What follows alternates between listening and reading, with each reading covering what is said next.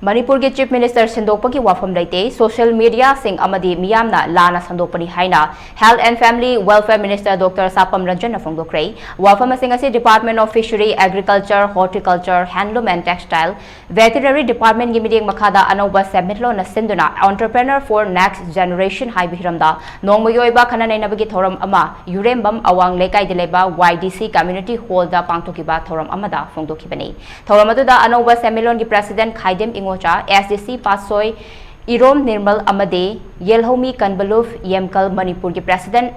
Loken Angomna Maru Eba Athoi Bamithunglen Singh Oike Chief Guest ki Warol Piraduna Minister Dr. Sapam Ranjan Makhatana Hai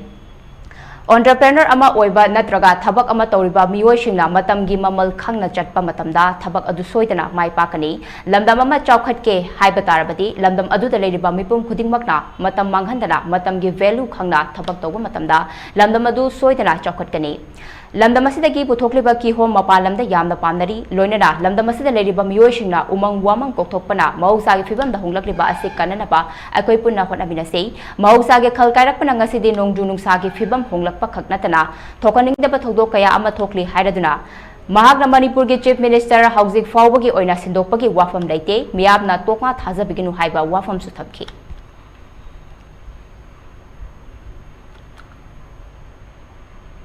Maruwaina, business. Yes, entrepreneurs business has sometimes up, sometimes down. Lakini amu keno tawgani ama tawgani. Sige sida koi wakanji chapsana lepaga. Sige se phasana tawgani ko oina lepta bida. Mamde head hoga kita nga successful oida bakana pa nang thado pa kanji dadi ado meta ayam ba business di magi field do ke thedo ki bazo kne am yawa. Anna akoi ke wakal lon jada phasana tawji tawbung namgani failure amba yaw ba try to do this try to what the Manipur entrepreneurs capturing first time is successful better